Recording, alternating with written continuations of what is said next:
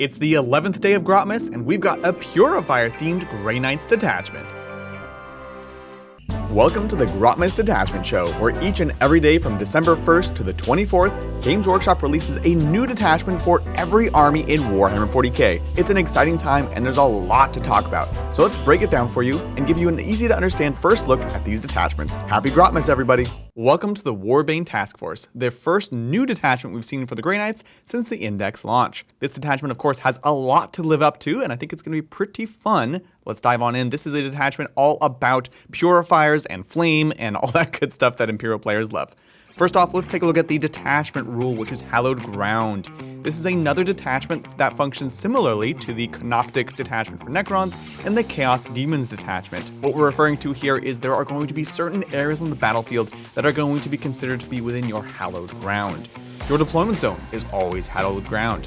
Anywhere on the battlefield within 6 inches of a Purifier squad is always within Hallowed Ground.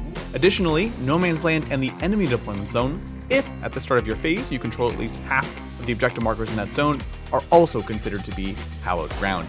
This is also similar to the brand new Thousand Suns detachment, and unlike the Thousand Suns, I think the Grey Knights have some more movement and OC shenanigans to be able to sneak away extra control for that Hallowed Ground ability. Additionally, the fact that the Purifiers are going to be passing it out in a bubble makes it much more in your control as opposed to being dependent upon your enemy. Now, what does this actually give you? Well, in general, Grey Knight units in this detachment reroll hit rolls of 1, but if they are wholly within the Hallowed Ground, they instead get full hit rerolls. A very powerful ability that's going to affect each and every single unit within the army. Already, I think this is a great hallmark of a strong and flexible detachment. However, from here on out, it's going to pertain much more and more specifically to Purifiers and infantry units. With that, we have 4 enhancements, starting off with Mandulian Reliquary. It's a 20-point enhancement that says while the bearer is not battle shocked, they get +3 OC.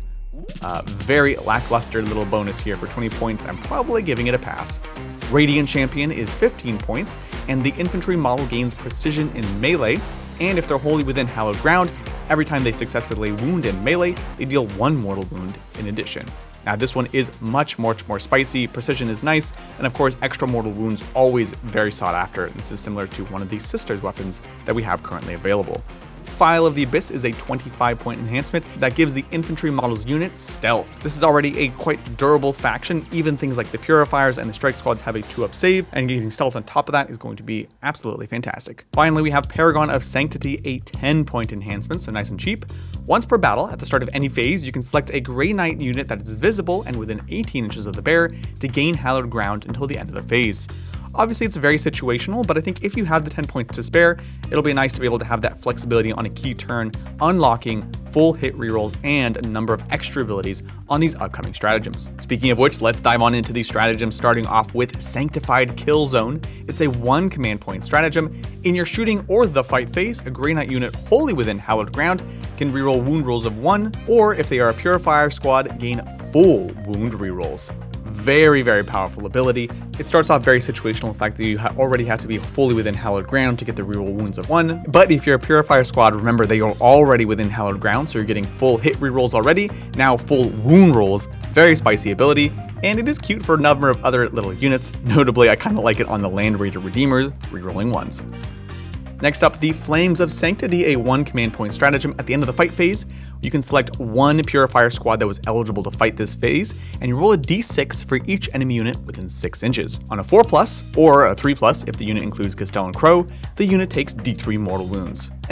It's very situational. If you really need to do some mortal wounds at the end of the phase, or if you have a ton of small units around you, I think you might think about it, but a double condition to be able to do d3 mortal wounds is not the best in my book. Hallowed Beacon is a 1 CP stratagem. In the reinforcement step of your movement phase, 1 non-Terminator infantry unit may deep strike within 6 inches rather than 9. Interesting that it's not the 3 inches that we've come to know and love. I think it's a more fair version, and also interesting to see if this ends up being removed from the Index detachment when we get the Codex.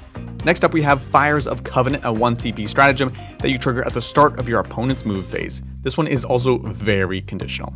If an enemy unit moves within 6 inches of the selected Grey Knight's infantry unit, they suffer d3 mortal wounds on a 4+, or a 2+ if the unit's wholly within Hallowed Ground. My goodness, how many conditional things can they set up before you even have a chance to trigger this thing? I would really give this a pass and highly doubt you're going to be using it unless it's against, I don't know, multiple Storm Boys jumping on the objective. Pass. Aegis Eternal, a 1 CP stratagem, allows an infantry unit to gain a 4+ invulnerable save, but they have to be wholly within Hallowed Ground, and this is only for the shooting phase. Again, seems situational, but the fact is this detachment really wants you to run Purifiers and to a lesser extent Strike Squads, really leaning away from Dread Knights and Terminators that we've come to expect from this faction. So I think it's totally fair, 4+ invuln save on top of the 2+ save is great. The last stratagem is Repelling Sphere, a 1 CP stratagem. In the start of your opponent's charge phase, the selected infantry unit is going to be -1 to be charged and -2 to be charged if they're wholly within Hallowed Ground. Overall, I'm very torn about this detachment. We see a lot of hoops that you have to be jumping through. We see some incredible benefits for units such as Purifiers, and in that sense I really like it. It takes a unit that is kind of forlorn and really elevates it to the next level. It doesn't give obvious big bonuses to existing powerful units like Dread Knights or Terminators. In fact, in some cases it actually explicitly excludes them, which I think is a good call. I think if someone wants to build a list around Purifiers, they are going to have a great day. It's going to hit super hard. And I think it also raises some questions as far as what is the future of Grey Knights once they get their codex? Are we going to be moving around certain stratagems from other detachments and things like that? I think it's totally playable. I think it's certainly not as strong as the Index detachment, but still going to be a good time if Stellan Crow is one sexy model. Let me know what you think in the comments below, and let me know what you're excited for in tomorrow's video.